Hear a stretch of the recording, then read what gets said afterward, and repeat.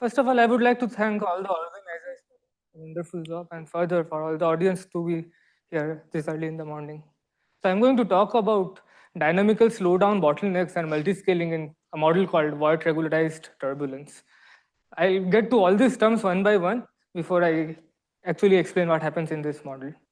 So we know Navier-Stokes. So about a century ago, Kolmogorov and Richardson gave us the idea of energy cascade. So basically what happens when I stir the tea in the morning, I inject energy at largest possible scales, which slowly trickles down to smaller and smaller scales in a self-similar or a space-filling way, until and unless viscosity becomes dominant and takes away and makes the and dissipates the energy. So now this idea of cascade, if you take seriously and then try to calculate something called structure functions, which is nothing but the movements of the increments of velocities. So I take velocity at point x and velocity at some other point x plus r, take the difference and raise it to some power and calculate its average. So you can show on the, if you assume self-similarity, you can say there must be a power law which is given by r to the power zeta p. And you can do some dimensional analysis and say that the zeta p should be nothing but p by 3. Now you do experiments and you never find a match with the prediction of p by 3. Simply because of the reason, the assumption I made that the cascade or the big eddies breaking down into smaller and smaller eddies in a space filling or a self-similar way was wrong.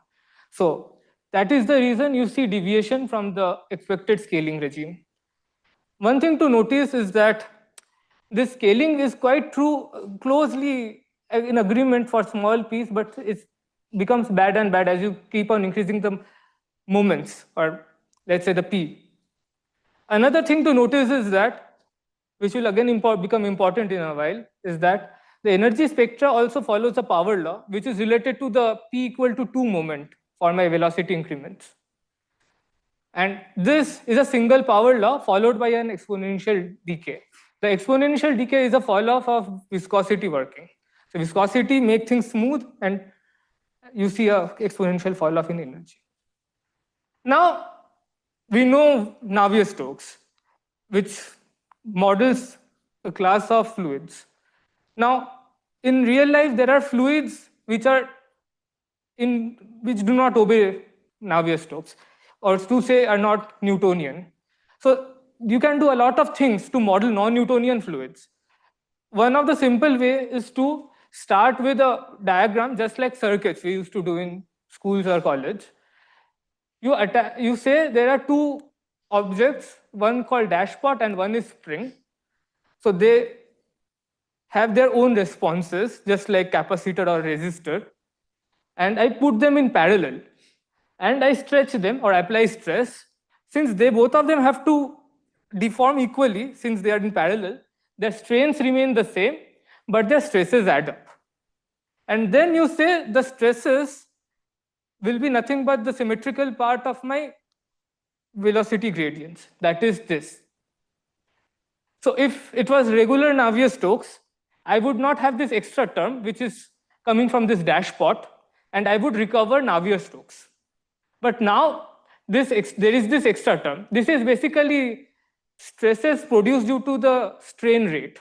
That is why there is a time derivative. And then you get the following equation.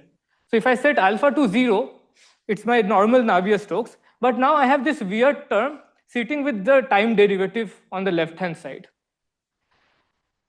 Another way, rather than doing this, another thing, just you can do very complicated diagrams. This is one of the simplest one. You can put things in series also. So nothing is stopping me from that. Is that I don't do all these things I've told above, and I directly write this equation. So this operator on the left-hand side of the time derivative is known as Helmholtz operator. It basically smoothens out things below scale 1 over alpha. So the dimensions of alpha is length. So this operator basically smoothens out things below that length scale. Now, the good thing about this model is that this becomes very simple in Fourier space.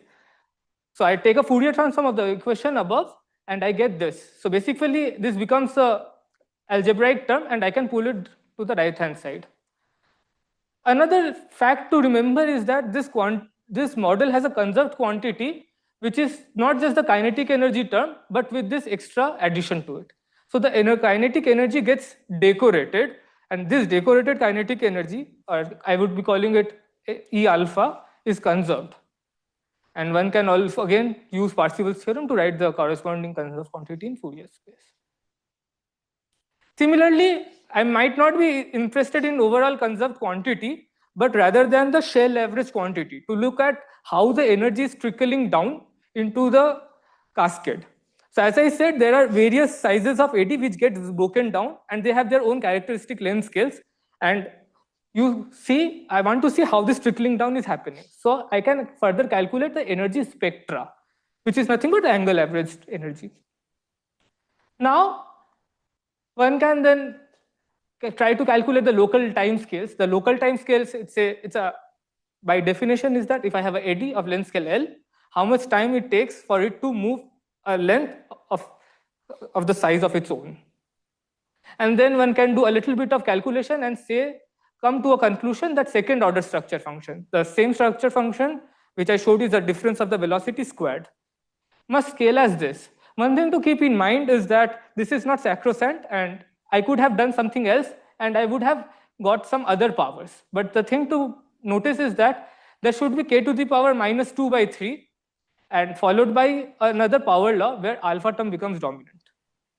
Now, to see two scaling laws, it's very hard to do this in, like, I simulate Navier-Stokes and see two scaling laws because of the resolution. So I run into a trouble. So we use something called Voigt shell models, which are toy models. These are coupled ODs. These are like n coupled ODs, which try to mimic Navier-Stokes using the symmetries of Navier-Stokes.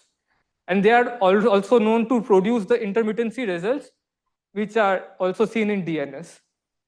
And then all the quantities again get redefined according to the shell numbers. Now, since this is a discrete model and logarithmically spaced, mind you, the kns, the shells, are logarithmically spaced. And I calculate the energy spectra, which I have defined up previously. Instead of two power laws, I see three. Another thing, I said that the transition of the second power law happens when the alpha term becomes dominant. But the first transition, the k1 here, is far before that. See, alpha is 10 to the power minus 6, and at 10 to the power, so it's k, so it's 1 over alpha, which is 10 to the power 6, I see another power law. Mind you, this is compensated with plus 5/3, so that the Kolmogorov theory would have an almost rough scaling of k to the power 0. This is very interesting in the sense that the argument of the cascade, I told you, is somehow not working. So what's going on? So the resolution comes to realize that my shell model, there is this extra term which sits with this nonlinear term. And somehow this is forbidding for my energy to cascade throughout the k space. It's like a drag. And this drag becomes so significant that if some energy reaches some shell kn, it can't move any further.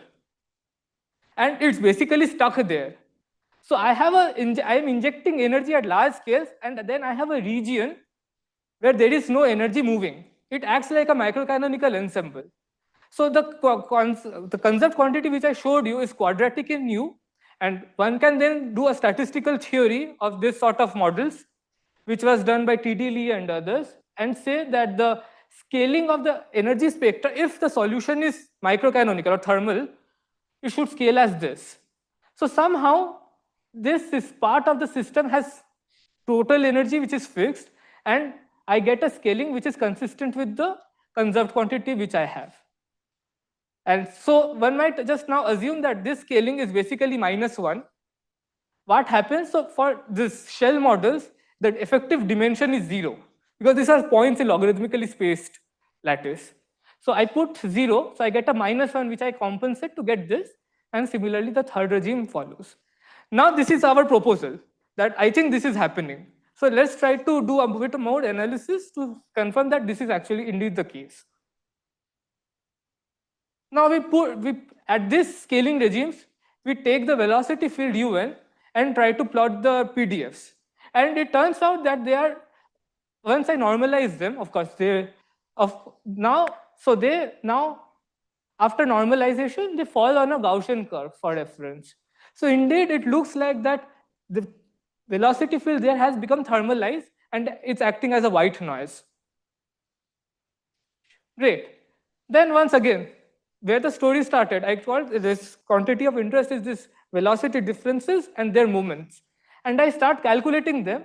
And once again, we see this multi-scaling in the regime where there is a cascade happening, or the retardation because of the decoration or the alpha term is not significant.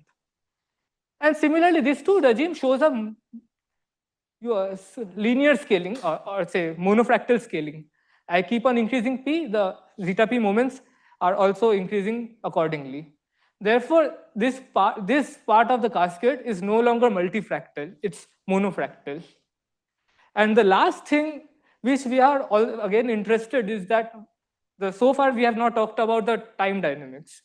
And what happens now if I try to calculate how the velocity field at time t is related to the velocity field at time t plus t tau. So these are known as dynamical structure functions. And once again, shell models become important in this respect is because that it's very hard to pull out these dynamical exponents by doing exact DNS. Furthermore, that there are no physical structures in shell models. This also comes to an advantage. And then we define this following quantity, which is nothing but out of time order correlator. And since the problem is multi-scale, I choose a single scale in my problem, which I call the integral time scale. And this integral time scale is nothing but the integral of this quantity. And I then assume there is a scaling of this form, k to the power minus zeta p. And indeed, we find this to be consistent with the formula.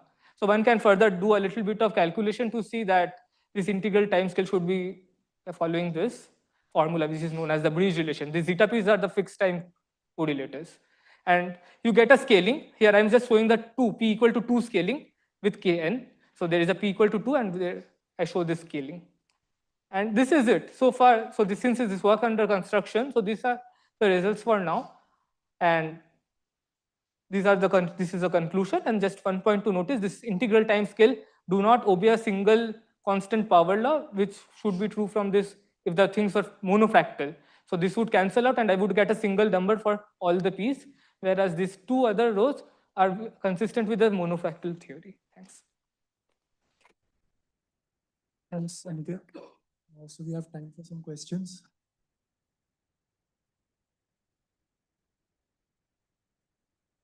So what kind of can you give an example of a fluid which satisfies this kind of this dashboard spring dynamics that you wrote? Like kind of what is the fluid which will have? So if I remember correctly, one can model cornstarch or highly viscous fluid if I put things in parallel. So this sort of non-Newtonian fluid are modeled using things in parallel. So, or one can put things in series also. So on the top of my head, I don't remember the example, but these non-Newtonian fluids like cornstarch or honey do obey these simple models, or the response do obey that.